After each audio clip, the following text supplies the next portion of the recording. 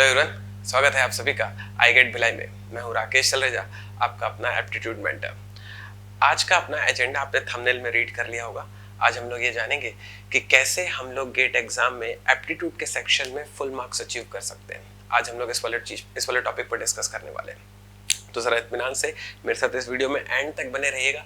मैं बहुत सारे पॉइंट्स आपके लिए लेकर आया हूँ जिससे लेस एफर्ट में आप गेट एग्जाम में फुल मार्क्स अचीव कर सकते हैं। तो हम लोग डिस्कस करने वाले हैं। पॉइंट नंबर 1 कहता है प्रैक्टिस डेली। अब देखो, आपने ना कई दफा ना ऑनलाइन भी सुना होगा, ऑनलाइन भी रीड किया होगा, कई सारे आर्टिकल्स आपने रीड किए होंगे, वीडियोस आपने देखे होंगे, या आपने कभी सीनियर वगैरह से बात की होगी, अपने किसी फ्रेंड वगैरह से डिस्कस की होगी। बहुत लोग ने इस वाली बात को थरली कह देते हैं। क्या कह देते हैं कि भाई एप्टीट्यूड 10 दिन में तैयार हो जाता है, एप्टीट्यूड 1 हफ्ते में तैयार हो जाता है, एप्टीट्यूड 1 दिन में तैयार हो जाता है। और हम लोग इंजीनियर है ना, हम लोग ये भी सोच सकते हैं एप्टीट्यूड 1 रात में तैयार हो जाता है। नहीं, ऐसा रियलिस्टिकली बिल्कुल भी पॉसिबल नहीं होता ऐसा। एप्टीट्यूड को पढ़ने का ये सही तरीका है ही नहीं। हाँ, हम लोग लास्ट नाइट फुल फाइट करके यूनिवर्सिटी का एग्जाम निकाल लेते हैं, लेकिन एप्टीट्यूड वैसा सब्जेक्ट ही नहीं है ना कि आप एक रात में पढ़कर पूरा का पूरा एप्टीट्यूड सॉल्व कर आ जाओ। ये सही तरीका नहीं है पढ़ने का। हो सकता है कर भी लो, लेकिन मेरे ख्याल से कि जितना अच्छा आप कर पाओगे फिर इस वाले पैटर्न से उतना बेहतर नहीं कर सकते। सही पैटर्न क्या है? सही पैटर्न ये है कि आप डेली पढ़िए, थोड़ा थोड़ा पढ़िए, लेकिन डेली पढ़िए। ज्यादा पढ़ने की जरूरत नहीं है। डेली सिर्फ 10 क्वेश्चन लगाओ, ज्यादा मत लगाओ, लेकिन डेली लगाओ। This is my point. अगर आप डेली थोड़ा थोड़ा पढ़ाई करते हैं तो आप देखना एक समय के बाद आपका जो एप्टीट्यूड का जो कंटेंट है वो अच्छा खासा कवर हो चुका होगा और आपका जो प्रेजेंस ऑफ माइंड है अपने अलग लेवल पर डील कर रहा होगा। तो अगर आपको गेट एग्जाम में एप्टीट्यूड के सेक्शन में फुल मार्क्स चाहिए तो आपको पहली वाली बात अपने दिमाग में एकदम क्लियर करनी होगी। Practice daily.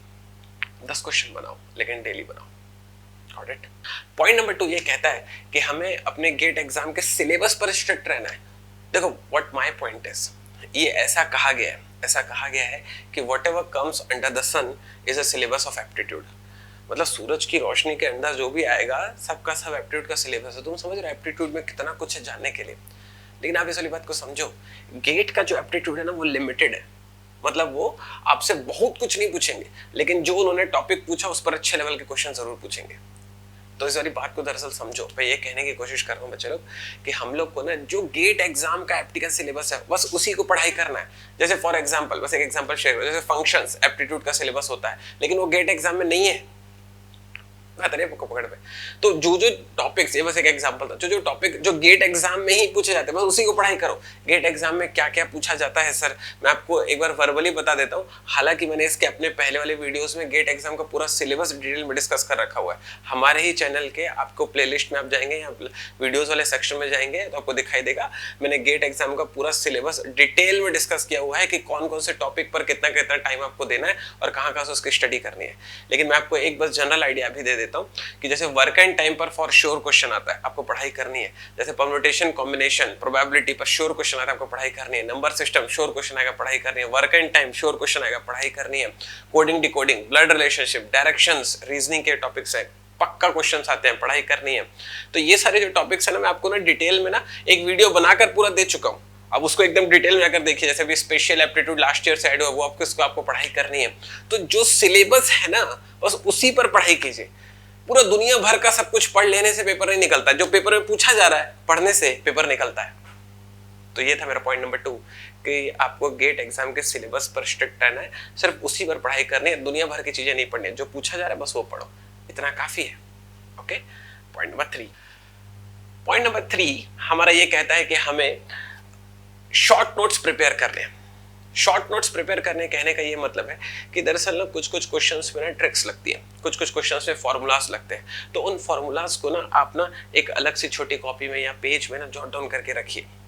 आगे बात पकड़ में। तो फिर आप क्या कीजिएगा कि जब आपके पास फॉर्मूला की कॉपी है या फिर छोटी वो पेज है तो आप क्या कीजिएगा, मैं ये करता था, मैं आपको ये बता रहा हूँ कि जब एग्जाम के आप पहले जा रहे होगे ना, एग्जाम के 1 दिन पहले या फिर 6 घंटे पहले या 8 घंटे पहले अपने हिसाब से टाइम सुटेबल टाइम चूज कर लीजिएगा। तो एग्जाम के 1 दिन पहले ना वो जो आपकी फॉर्मूला कॉपी ना एक बार उसको रिवाइज करके जाओ। जब आप क्वेश्चन सॉल्व करें उस वक्त फॉर्मूला याद करने की जरूरत नहीं है। क्वेश्चन सॉल्व करते करते आपको फॉर्मूला याद हो जाएगा। लेकिन होगा कि गेट एग्जाम थोड़े टाइम बाद होगा ना, तो उस वक्त क्या होता है, उस समय आते तक ना हमारा जो फॉर्मूला जो होता है ना वो दिमाग से फिसल चुका होता है। एक बार अगर हमें गेट एग्जाम के पहले फॉर्मूला रिवाइज कर लेना तो हम ना उसमें ज्यादा अच्छा परफॉर्म कर लेते हैं। तो मैंने आपको तीसरी की थी, थर्ड की इज प्रिपेयर शॉर्ट नोट्स। उसमें आप फॉर्मूला लिखिए, कोई अगर छोटा मोटा पॉइंट है या ट्रिक्स वगैरह जो आपने सोची है या कोई आपने एक्रोनिम बनाया किसी चीज़ को याद करने का, उसे लिखिए ताकि गेट एग्जाम जाने के पहले आप एक बार उसे रिवाइज करके जाइए। लेकिन इस वाली बात को ध्यान रखना, ये एप्टीट्यूड के लिए ना आपको ना प्रेजेंस ऑफ माइंड ज़्यादा हेल्प करेगा। एप्टीट्यूड के लिए जो ज़्यादा हेल्पफुल है वो है आपका प्रेजेंस ऑफ माइंड, क्योंकि ना एप्टीट्यूड में हर क्वेश्चन अपने नए तरीके से बनता है। तो अगर आप एकदम फॉर्मूला बेस्ड होकर जाओगे एप्टीट्यूड में तो मुश्किल होगी, लेकिन एप्टी में कुछ फॉर्मूलेज हैं जो आपको हेल्प करते हैं, बिल्कुल करते हैं। जैसे अलजेब्रा वाला सेक्शन में कुछ फॉर्मूले होते हैं जो आपको याद रखने चाहिए, जो आपको हेल्प करते हैं। जैसे a+b+c का होल क्यूब वाला फॉर्मूला है, वो आपको याद होना चाहिए, है ना। तो व्हाट माय पॉइंट इज, ये वैसे एक एग्जांपल था, तो मैं ये कहने की कोशिश करूंगा शॉर्ट नोट्स प्रिपेयर कीजिए, गॉट इट। और उन शॉर्ट नोट्स को गेट एग्जाम में जाने के पहले एक बार रिवाइज करके जाइए। और सिर्फ एप्टी के लिए नहीं, हर एक सब्जेक्ट के लिए ऐसा कीजिए। एप्टी के लिए मेनली जो आपको हेल्प करेगा वो करेगा आपको प्रेजेंस ऑफ माइंड, तो अपना प्रेजेंस ऑफ माइंड को बिल्डअप होने दो। पॉइंट नंबर 4 हमारा ये कहता है कि हम लोग को ना टेस्ट देती रहनी है। इस वाली बात को समझिए। हम लोग क्या करते हैं कि ना दरअसल ये सोचते हैं कि जब तक मेरा ना सिलेबस कंप्लीट नहीं हो जाता, जब तक मेरा जो है ये वाला टॉपिक कंप्लीट नहीं होता, तब तक मैं टेस्ट नहीं दूंगा। और फिर हम लोग ये भी सोचने लग जाते हैं कि अगर मैं अभी टेस्ट दे दूंगा तो फिर मेरे नंबर नहीं आएंगे, तो मेरा कॉन्फिडेंस डाउन हो जाएगा। अब इस वाली बात को समझो, मैं क्या कहने की कोशिश कर रहा हूँ। मैं आपसे बस ये वाली बात कहने की कोशिश कर रहा हूँ कि जो आप मॉक टेस्ट दे रहे हैं ना, उसमें क्या रिजल्ट आया वो कहीं मैटर नहीं करता है। मैटर क्या करता है सर? मैटर ये करता है कि आपने गेट एग्जाम में कैसा परफॉर्म किया। और गेट एग्जाम में परफॉर्म करने के लिए आपको खूब सारी टेस्ट लगानी है, एक या दो टेस्ट नहीं लगानी है, बहुत सारी टेस्ट लगानी है। ऐसा क्यों करना है सर हम लोग को? तभी तो आप गेट एग्जाम का वो जो प्रेशर है टेस्ट के दौरान फील कर पाओगे ना। तो जब वो टेस्ट के दौरान आप गेट एग्जाम का जब प्रेशर महसूस कर लोगे ना, तो उससे क्या होगा, जब आप गेट एग्जाम में जाओगे तो वो मेन प्रेशर आपको फील नहीं होगा, बिकॉज ऑलरेडी वो चीज आपने मॉक टेस्ट में फील कर चुके हो। तो उस वक्त में आप परफॉर्मेंस वाले मोड पर होगे, प्रेशर को हैंडल करने वाले मोड पर नहीं होगे। तो मैं क्या कहने की कोशिश कर रहा हूं आपसे, मैं ये कहने की कोशिश कर रहा हूं, हमारा पॉइंट नंबर 4 है टेक टेस्ट। हमेशा टेस्ट दो, खूब सारी टेस्ट दो। ये मत सोचो कि मेरा सिलेबस हुआ है कि नहीं हुआ है, बस ये सोचो कि मुझे टेस्ट देते रहनी है। जितनी ज्यादा आप टेस्ट दोगे ना बच्चे लोग, ट्रस्ट मी दैट आपके गेट एग्जाम में उतने अच्छे मार्क्स इंप्रूव होने वाले हैं। टेस्ट का रिजल्ट मैटर नहीं करता, मैं फिर से क्लियर कर रहा हूँ, टेस्ट का रिजल्ट कहीं मैटर नहीं करता। मैटर करता है कि आपने गेट एग्जाम में कैसा परफॉर्म किया। और गेट एग्जाम का जो प्रेशर होगा ना, वो आप हैंडल करना सीख सकते हो इन मॉक टेस्ट में। तो what my point is, take test, खूब सारी टेस्ट, जितनी टेस्ट दे सकते हो उतनी सारी टेस्ट। बल्कि मैं तो ये रिकमेंड करता हूँ कि आखिरी के 1 या 2 महीने में तो कुछ पढ़ाई लिखाई मत करो, टेस्ट ही टेस्ट दो। और जहां जहां पर टेस्ट में आप लैग कर रहे हो ना, जिस टेस्ट में आप लैग कर रहे हो उसका एनालिसिस करके उस सेक्शन को पढ़ाई करो, उस सेक्शन को बस इंप्रूव करो, बस इतना काफी है। जितना पढ़ना है दिसंबर तक पढ़ लो, जनवरी फरवरी सिर्फ टेस्ट के लिए होनी चाहिए, दैट इज इट, और उसके अलावा कुछ भी नहीं। एग्री? तो 4th नंबर पॉइंट था हमारा take test. Now we are moving for point number 5। Point number 5 हमारा कहता है कि हम लोग को ना गेट एग्जाम का जो प्रीवियस ईयर का जो पेपर है वो हम लोग को सॉल्व करना है। तो solve previous year papers. Previous year paper solve करने से क्या होता है sir? Previous year paper solve करने से ना सबसे पहली चीज जो ये आपको मिलती है, आपको एक आइडिया लग जाता है कि गेट एग्जाम में किस लेवल के क्वेश्चन पूछे जाते हैं। अगर आपने प्रीवियस ईयर के क्वेश्चन सॉल्व नहीं किए ना, तो गेट एग्जाम ना आपने कई दफा ना लोगों से सुन रखा होगा कि गेट एग्जाम ऐसा एग्जाम है कि इतना पढ़ाई करना पड़ता है, गेट एग्जाम बहुत टफ एग्जाम है, गेट एग्जाम इतना लंबा एग्जाम है, गेट एग्जाम बहुत टफ कंसेप्चुअल एग्जाम है। तो आपने बहुत सारी बातें ना सब जगह से सुन रखी होंगी। तो ये सारी बातें सुन सुन के ना लोग ना गेट एग्जाम को इतना हवा बना देते हैं। तो मैं क्या कहने की कोशिश कर रहा हूं, अगर आप गेट एग्जाम के प्रीवियस ईयर के क्वेश्चन लगाते हो तब आपको आइडिया लगता है, तब आपको ये बात समझ में आती है कि आपको गेट एग्जाम का जो सिलेबस, आपको गेट एग्जाम का जो लेवल है वो आप अचीव कर पा रहे हो कि नहीं कर पा रहे हो, और अचीव करने के लिए आपको कितनी और मेहनत करने की जरूरत है। प्रीवियस ईयर के क्वेश्चन अप्लाई करने से, प्रीवियस ईयर क्वेश्चन सॉल्व करने से ये आइडिया लगता है कि गेट एग्जाम आखिर किस लेवल पर हमसे क्वेश्चन पूछता है। तो मैं आपसे क्या कहने की कोशिश कर रहा हूँ, मैं आपसे कहने की कोशिश कर रहा हूँ कि प्रीवियस ईयर के क्वेश्चन सॉल्व कीजिए, ओके। और एप्टीट्यूड और मैथमेटिक्स में तो आपको 2 एडवांटेज है। क्या एडवांटेज है कि भाई जैसे मान लिया फॉर एग्जांपल अगर आपको टेक्निकल देना, आपको सीएस ब्रांच है, तो सीएस ब्रांच के ही आपको प्रीवियस ईयर के क्वेश्चन लगाने हैं फॉर एग्जांपल, है ना। लेकिन एप्टी में ऐसा नहीं है ना। एप्टी में आप किसी भी ब्रांच, किसी भी स्ट्रीम के क्वेश्चन उठा कर ले आइए और उसको सॉल्व कीजिए।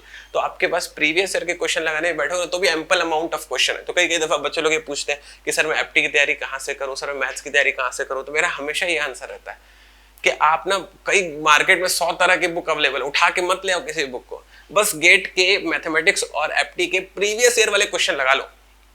प्रीवियस ईयर वाले क्वेश्चन मन से लगा लेना, उतना आपकी प्रैक्टिस के लिए काफी है। फिर उसके बाद क्या करो, उसका टेस्ट दो ना भाई। अब जितनी ज्यादा टेस्ट दोगे ना, उतना ज्यादा आपका मैथमेटिक्स और एप्टी से प्रैक्टिस होकर अच्छा होता जाएगा। तो बहुत सारी बुक ले लेकर मैथ्स और एप्टी में सॉल्व करेंगे जरूरत नहीं है। क्यों? क्योंकि गेट एक टेक्निकल एग्जाम है, आपको ऑलरेडी टेक्निकल में 9 10 सब्जेक्ट फेस करने के लिए मिले हुए हैं, तो उस पर आप ध्यान लगाओ। पॉइंट आ रहा है समझ में? एप्टी के लिए आपको क्या करना है कि सारे डिसिप्लिन के एप्टी के प्रीवियस ईयर के क्वेश्चन ले आओ, सबको मन लगाकर सॉल्व करो और खूब सारे टेस्ट दो। जितनी सारी टेस्ट दोगे उतने ज्यादा एप्टी के क्वेश्चंस उसमें कवर होते जाएंगे, आपकी प्रैक्टिस होती जाएगी। आगे बात पकड़ में, यहाँ तक कंफर्टेबल है हम लोग? तो जो मेरा फर्स्ट वाला पॉइंट था कि प्रैक्टिस डेली, तो प्रैक्टिस डेली कहने का मेरा सेंस ही यही है कि ग्रेड के प्रीवियस ईयर के क्वेश्चन लगाकर सॉल्व करो या फिर टेस्ट दे देकर सॉल्व करो। ऑनलाइन टेस्ट बहुत सारी अवेलेबल है, लेकिन अगर आपको ऐसा लगता है कि नहीं सर जब तक मैं कोई बुक सॉल्व नहीं करता हूँ तब तक मेरा मन नहीं भरता है, तो मैं एक बुक भी आपको रिकमेंड कर देता हूँ, गेट एग्जाम के लिए अच्छी किताब है, आप सॉल्व करना उससे शुरू भी कर सकते हो। डेली थोड़ा थोड़ा उससे सॉल्व करते जाइए। जैसे अगर आपको बेसिक लेवल में अगर सॉल्व करना है तो RS Agarwal is a good book, आप उससे सॉल्व कर सकते हैं। और अगर आपको एडवांस लेवल में अगर सॉल्व करना है तो Sarvesh Kumar Verma is a good book, आप उसको एडवांस लेवल में सॉल्व कर सकते हैं। ठीक है, लेकिन मैं तो अगर मेरी पर्सनल सजेशन पूछो तो आपको यही सलाह दूंगा कि हमने जो क्लासरूम में आपको कवर करवाया हुआ है, हमने जो आपको क्लासरूम में जो लाइव क्लासेस जो आपको नोट्स बनवाए हुए, एक एक क्वेश्चन मैं क्लासरूम में लिखवा के सॉल्व करवाता हूँ, वो वाला कर लिए, मतलब जो अपनी कॉपी पूरी रिवाइज कर लिए, मेरे साथ पूरा प्रैक्टिस करके रखे हो विच इज सफिशिएंट, गेट के प्रीवियस ईयर के क्वेश्चन लगा के रखे हो विच इज सफिशिएंट।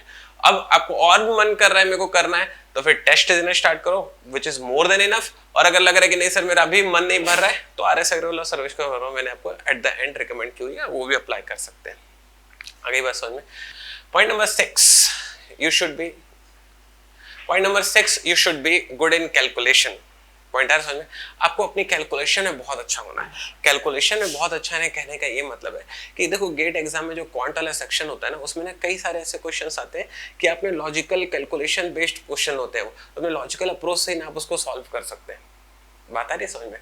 तो आपको अगर एप्टी में अच्छा करना है तो सबसे पहले वाली बात ये कि आपको अपना कैलकुलेशन अच्छा रखना होगा। जितनी अच्छी आपकी कैलकुलेशन होगी ना बच्चे लोग, उतना अच्छा आप उसमें परफॉर्म कर पाओगे। आ रही बात आपको समझ में?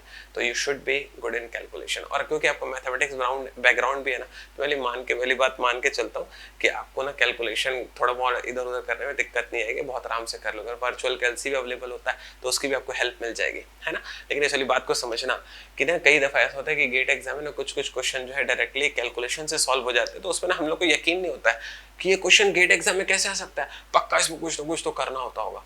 और हम लोग क्या करते हैं कि ये क्वेश्चन गेट एग्जाम में कैसे आ सकते, तो इतना आसान थे तो इतनी आसानी से बन गया, तो हम लोग कुछ तो कुछ करना होता होगा, ये सोच करना बनता बनाया सही वाला क्वेश्चन हम लोग कुछ तो कुछ 3-5 कर सो गलत कर दे, तो ये नहीं करना। कुछ क्वेश्चन गेट एग्जाम में कैलकुलेशन बेस्ड आते हैं जो कि स्ट्रेट कैलकुलेशन वाले होते हैं। कैलकुलेशन करो, राइट आंसर आपको मिल जाता है, उसको टिक करो, आगे बढ़ो, आपने सही किया, भरोसा करो खुद पे, आप सीख ठीक कर रहे हो। ठीक है। पॉइंट नंबर 7 मैं स्ट्रांगली रिकमेंड करूंगा आपको कि आप ना DI वाले सेक्शन पर फोकस कीजिए। हमारे गेट एग्जाम में ना 100% DI वाला सेक्शन आता है, तो आपको ना DI मतलब कि डेटा इंटरप्रिटेशन पर ना डेली एक सेट आपको सॉल्व करना है। हम यहाँ से आपको शीट जो प्रोवाइड करते हैं उस शीट को अगर आपने सॉल्व कर लिया वो बहुत काफ़ी, उससे ज़्यादा की ज़रूरत नहीं है। ठीक है।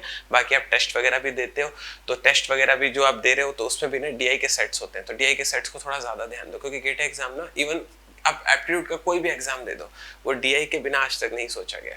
तो गेट एग्जाम में ना DI डेटा इंटरप्रिटेशन बहुत आता है और आपको ये अच्छा करना है। आगे बात पकड़ में। Point number 8 we will talk about the verbal section. मैंने ये वाली बात ना नोटिस की है कि ना गेट एग्जाम में ना जो बच्चे जो गेट एग्जाम जो अपीयर कर रहे होते हैं वो वर्बल वाले सेक्शन को लेकर ना थोड़ा सा ज़्यादा ही मतलब स्ट्रेस हो जाते हैं, थोड़ा सा ज़्यादा ही प्रेशर ले लेते हैं। तो मैं ना वर्बल वाले सेक्शन के लिए ना आपको ना एकदम बॉटम लाइन बता देता हूँ, आप बस उस पर काम करो, आपका उतना काम सफिशिएंट, ज़्यादा की ज़रूरत नहीं है। सबसे पहली बात ये वाली बात आप समझो कि वर्बल सेक्शन में होता क्या क्या है। वर्बल सेक्शन में इंग्लिश का अलग ग्रामर होता है, वर्बल सेक्शन में रीडिंग कम्प्रीहेंशन होता है, वर्बल वाले सेक्शन में क्लोज टेस्ट होंगी। क्लोज टेस्ट में मतलब एक पैरा लिखा होगा, उसमें 2-3 फिल इन द ब्लैंक्स होंगे, ऑप्शंस अवेलेबल होगा, आपको सब पुट करना होगा। वर्बल वाले सेक्शन में सिनोनिम एंटोनिम होते हैं, 4 सेक्शंस, ये 4 चीजें आपसे पूछी जाती है। पैरा जंबल भी होता है लेकिन गेट एग्जाम में थोड़ा कम आता है, ये 4 चीजें बहुत आती है। ठीक है। तो मैं क्या कहने की कोशिश करूँ, जरा बात को मेरी समझने की कोशिश करना। हम लोग क्या करते हैं पता है, वर्बल वाले सेक्शन में ना बहुत ज्यादा एंगेज होने की कोशिश करते हैं। हम लोग को ऐसा लग रहा होता है कि 3 या 4 मार्क्स का जो वर्बल आएगा उसमें मेरे को ना मतलब अपनी जान झोंक देनी है। आप पहले इस वाली बात को समझो मैं क्या कहने की कोशिश कर रहा हूँ। इंग्लिश में जो ग्रामर है वो बहुत वास्ट सेक्शन है, रीडिंग कंप्रिहेंशन भी वो भी डेली करने वाली चीज है। क्लोज टेस्ट भी जब आपका इंग्लिश में जो वोकैब वाला सेक्शन हो, एंटोनिम सिनोनिम वैसे वोकैब वाला सेक्शन अच्छा हो, ग्रामर अच्छा हो, तो क्लोज टेस्ट सॉल्व होना स्टार्ट हो जाता है। तो अब इस वाली बात को समझो, मैं क्या कहने की कोशिश कर रहा हूँ कि ना 3 या 4 मार्क्स के लिए ना आपको इतना ज्यादा एफर्ट नहीं दे देना है कि आपके बाकी वाले सेक्शन जो है ना लैग कर जाए। आ रही बात समझ में? तो मैं क्या कहने की कोशिश कर रहा हूँ, इंग्लिश सेक्शन जो है ना आप अपनी एवरेज इंग्लिश स्किल से क्लियर कर सकते हो, इतना भरोसा आपको खुद पे करना है। इंग्लिश वाला सेक्शन आप अपनी एवरेज इंग्लिश स्किल से क्लियर कर सकते हो, इतना भरोसा आपको खुद पर करना है। बात गई वाली दिमाग में? कैसे सर, हमारी एवरेज इंग्लिश स्किल है क्या? जो आप स्कूल टाइम पर पढ़ते थे वो आपकी एवरेज इंग्लिश स्किल है, इतना आप सभी में है। आप जो इंजीनियरिंग में जो थोड़ी बहुत जो इंग्लिश यूज कर रहे हो उतनी ही इंग्लिश आपकी एवरेज स्किल इंग्लिश है, उसकी ज्यादा की जरूरत नहीं है। अब जैसे अगर आपको पढ़ाई भी करनी है तो मैं आपको क्या सजेस्ट करूंगा, आप ना डेली बेसिस पर न्यूज़पेपर रीड करना स्टार्ट करो। द हिंदू न्यूज़पेपर बहुत अच्छा न्यूज़पेपर है, आई स्ट्रांगली रिकमेंड। गूगल पे पीडीएफ मिल जाती है, उसके ऐप भी यहाँ पे आप डाउनलोड कर लीजिए और फिर उससे पढ़ाई करना स्टार्ट कीजिए। तो ना डेली जो है ना इंग्लिश रीड करना स्टार्ट करो। आ रही बात पकड़ में? तो मैं क्या कह रहा हूँ कि जैसे आप न्यूज़पेपर रीड करना स्टार्ट करते हो, और मैं ये नहीं कह रहा हूँ कि आपको ना पूरा पेपर रीड करना है, कोई भी एक कॉलम जो आपका फेवरेट है लेकिन उसको पूरा रीड करना है। होता है क्या पता है, जैसे हमारे हाथ में न्यूज़पेपर आया तो हम लोग बस न्यूज़पेपर पलटते ही रह जाते हैं और फोटो देख देख के खुश होते रहते हैं। ये काम नहीं करना है आपको। आप कोई भी एक आर्टिकल पिक करो, आपको ऐसा लगता है आपको पॉलिटिक्स वाला आर्टिकल फेवरेट है, पॉलिटिक्स वाला पढ़ो। आपको ऐसा लगता है कि आपका स्पोर्ट्स वाला फेवरेट है, स्पोर्ट्स वाला पढ़ो। आपको ऐसा लगता है एडिटोरियल वाला फेवरेट है, एडिटोरियल वाला पढ़ो। या आपको ऐसा लगता है वो खबरें बॉलीवुड की मेरा फेवरेट है तो बॉलीवुड वाला पढ़ो। जो अच्छा आपको लग रहा है वो पढ़ो, लेकिन एक आर्टिकल को कंप्लीट पढ़ो। पॉइंट है समझ में? और जब उसको कंप्लीट पढ़ लो ना तो खुद से क्वेश्चन रेस करो कि इस आर्टिकल को रीड करके मैंने कंप्रीहेंड क्या किया, मैंने समझा क्या इसको रीड करके। खुद से क्वेश्चन रेस करो, और जब आपको आर्टिकल कंप्लीटली समझ में आ जाए ना तब समझना कि आपकी जो स्टडी है ना इंग्लिश की वो सही वे में जा रही है। आगे बात समझ में? और एक छोटी सी बात जनरल थॉट और मैं शेयर कर रहा हूँ कि चलो गेट एग्जाम अपनी जगह, एक जनरल थॉट है ये मेरा, मतलब मैं इस चीज को रिकमेंड करता हूँ कि ना यार न्यूज़पेपर रीडिंग की जो हैबिट है ना वो बहुत अच्छी हैबिट है।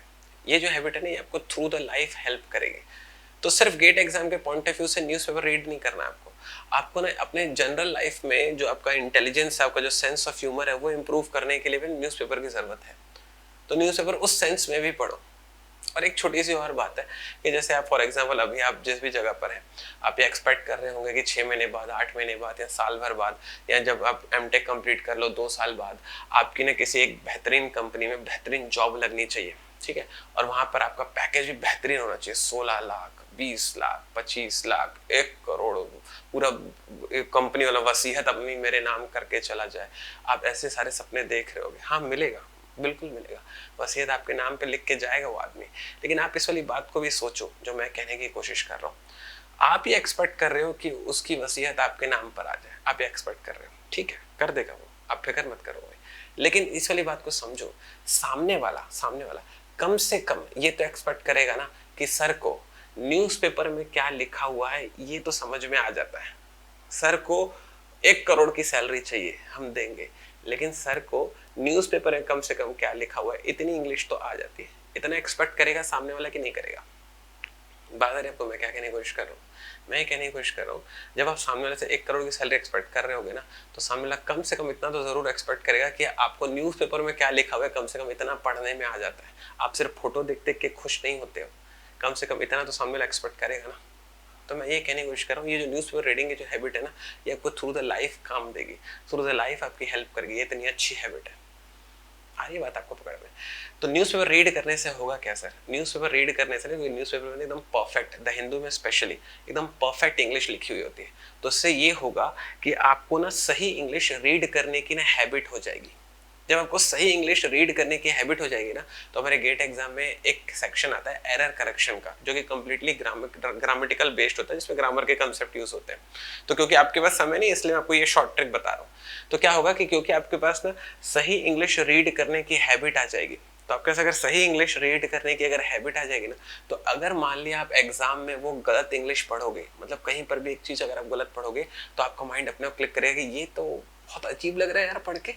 मतलब आपको एग्जैक्ट नियम नहीं पता होगा, आपको एग्जैक्ट रूल नहीं पता होगा कि वो कौन सा रूल वहां पर अप्लाई हो रहा है, लेकिन आपको ये महसूस हो जाएगा अंदर से कि ये कुछ गलत है, क्योंकि ये चीज मैं आज पहली बार पढ़ रहा हूँ। ऐसा नहीं होता है, मैं ऑलरेडी इंग्लिश पढ़ता हुआ आया हूँ, मेरे को पता है कि कैसा होता है। तो आप उसको एक्सप्लेन नहीं कर पाओगे, उसको जस्टिफाई नहीं कर पाओगे, लेकिन आप मन से जान रहे हो कि यहाँ कुछ गड़बड़ तो हो रही है। वो एक सिक्स सेंस आ जाता है ना अंदर से, वो आपके में बिल्डअप हो जाएगा। और फिर वो जो एरर करेक्शन वाला पार्ट था जिसमें ग्रामर की नॉलेज यूज होती है, आप सिर्फ वो अपनी गुड हैबिट से सॉल्व कर लोगे। Promise me, trust me that, I promise you for this, आपको उसमें कहीं दिक्कत नहीं जाएगी।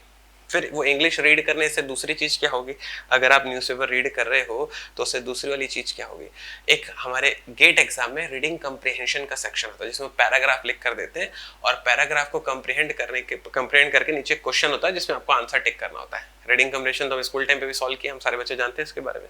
तो मैंने आपको क्या कहा था, आपको कैसे रीड करना है द हिंदू, कोई भी एक आर्टिकल पकड़ो, किसी भी कॉलम का पकड़ो, पूरा पेपर रीड करने की जरूरत ही नहीं, मेरे को पता है इतना टाइम आपके पास है ही नहीं, एक आर्टिकल तो रीड कर सकते हो ना यार एक दिन में, कितनी ही टफ में टफ पढ़ाई कर रहे होगे, एक आर्टिकल रीड करने का समय तो हो गई। तो एक आर्टिकल अगर आप रीड करते हो, और मैंने कहा था उसको कंप्रीहेंड करना, खुद से पूछना कि ये पढ़ने के बाद आपने क्या समझा। तो अगर आप में वो कंप्रीहेंड वाली स्किल होगी, अगर आप में वो कंप्रीहेंड करने की हैबिट बिल्डअप हो चुकी होगी, तो वही तो पैरा आया था ना, बल्कि इससे सामान्य इंग्लिश में आया था। और क्योंकि तो आपकी हैबिट है ना कंप्रीहेंड करने की, अब वो 4-5 लाइन रीड करके यूं कंप्रीहेंड कर लोगे, और ट्रस्ट में उसका आंसर जब आप टिक कर रहे होगे ना, तो वो 100% सही होगा। ये भी हो सकता है ये कंप्यूटर जो है ना, बाद में जब आंसर चेक हो रहा होगा ना, तुम्हारे आंसर से लोगों का आंसर टैली करके बोलेगा कि हाँ इसका वाला इंग्लिश वाला ये है, इसका वाला इंग्लिश वाला ये है, तो ये राइट आंसर है, सबका इसी में टैली करवा। ये भी हो सकता है। आपकी इतनी जबरदस्त हैबिट बनने के बाद में आप देखोगे कि अपना इंग्लिश इंप्रूवमेंट किस लेवल पर जा रहा है। फिर क्या बताया था मैंने, वो क्या आता है, एंटोनिम सिनोनिम आता है। तो जैसे आप कोई आर्टिकल रीड करोगे, अब मैंने कहा उसको कंप्रीहेंड करना, अब कंप्रीहेंड करने जा रहे हो, उसमें एक वर्ड बीच में यूज हो गया, फॉर एग्जांपल वर्सेटाइल, ऐसे एक वर्ड यूज हो गया। आपको वर्सेटाइल वर्ड की मीनिंग नहीं पता है, लेकिन मैंने तो कहा है कंप्रीहेंड करना। अब आपको अगर उस वर्ड की मीनिंग नहीं पता है तो क्या करेंगे, अपन उस वर्ड की मीनिंग को सर्च करेंगे। वर्ड की मीनिंग को सर्च करेंगे तो क्या होगा, मुझे दिखाई देगा वर्सेटाइल का मतलब होता है बहुमुखी, मतलब इंसान जो बहुत सारे डायरेक्शंस में मूव ऑन कर सकता है। तो होगा ये कि जैसे ही ना आप सर्च करना स्टार्ट करोगे किसी पर्टिकुलर वर्ड को, किसी पर्टिकुलर वर्ड पर जो है मतलब उसमें टाइप करके उसमें स्टडी करना स्टार्ट करोगे, तो धीरे धीरे धीरे धीरे आपकी वोकैब इंप्रूव होना स्टार्ट हो जाएगी। समझ रहे हो, उस एक आर्टिकल से आपको कितनी सारी चीजें मिल रही है। उसमें कई ऐसे वर्ड होंगे, मैं तो एक वर्ड एग्जांपल मिले, उसमें कई ऐसे वर्ड होंगे जिसको आपको सर्च करना पड़ेगा, और जितने बार आप सर्च करोगे ना, जितने बार आप एफर्ट दोगे ना, आप देखोगे उतने बार आपकी वोकैब इंप्रूव होती जाएगी। और वही वोकैब तो एग्जाम में पूछेंगे ना, वही वोकैब पूछेंगे। तो मैंने क्या बताया कि आपको ना न्यूज़पेपर रीड करना स्टार्ट करना है। Got it? न्यूज़पेपर आपको मन नहीं कर रहा है रीड करने का, कोई मैगजीन रीड करना स्टार्ट करो। मैगजीन आपको नहीं मन कर रहा है रीड करने का, वो कॉमिक्स आती थी ना जो अपन छोटे से पढ़ते हैं, नागराज धुरू वाली, वो पढ़ना स्टार्ट करो। लेकिन पढ़ना स्टार्ट करो। अब तक नहीं किया कोई बात नहीं, आज से पढ़ना स्टार्ट करो, लेकिन पढ़ना स्टार्ट करो। इंग्लिश को सीखने के सिर्फ 3 तरीके हैं। ये तरीका आपको कोई नहीं बताएगा, मैं आपको सीधा बोल के बता रहा हूँ। इंग्लिश को सीखने के सिर्फ 3 तरीके हैं, रीडिंग, रीडिंग एंड रीडिंग। इसके अलावा कोई और तरीका नहीं है। अगर आप में ये स्किल है, अगर आपकी रीडिंग अच्छी है किसी भी कंटेंट को लेकर, मैं द हिंदू रिकमेंड कर रहा हूँ, किसी भी कंटेंट को लेकर, तो आप अपने इंग्लिश वाले सेक्शन में गेट एग्जाम में अच्छा परफॉर्म कर लोगे, ये मेरा प्रॉमिस है आपसे। आगे बात पकड़ में, तो ये मैंने आपको ना कुछ पॉइंट्स बताए गेट एग्जाम को क्लियर करने के लिए। लेकिन ये सारे पॉइंट्स सिर्फ तभी एप्लीकेबल होंगे जब आप में एक एटीट्यूड होगा, और वो एटीट्यूड होगा द जिद्दी एटीट्यूड। किसी भी चीज को ना हासिल करने का ना बच्चे लोग ना जिद होना चाहिए मन में कि मुझे ये चीज चाहिए, फिर चाहे जो हो जाए। तो अगर आप में वो जिद आ गई ना, अगर आप में वो जिद आ गई ना कि ये चीज मैं हासिल करके रहूंगा, मुझे अपना नाम आने वाले गेट एग्जाम में टॉपर लिस्ट में चाहिए, मतलब चाहिए, तो अगर आप में वो जिद आ गई ना, तो इस वाली बात को जान लेना, तुम्हें गेट एग्जाम अचीव करने से कोई नहीं रोक सकता। तुम्हें गेट एग्जाम में रैंक लाने से, तुम्हें किसी भी सक्सेस को अचीव करने से कोई नहीं रोक सकता। तो the my last point is, the bonus point is, you should have a जिद्दी एटीट्यूड। वो माझी साहब ने कहा है ना, जब तक तोड़ेंगे नहीं तब तक छोड़ेंगे नहीं। बने रहेगा मेरे साथ, मुलाकात करते हैं नए वाले वीडियो में।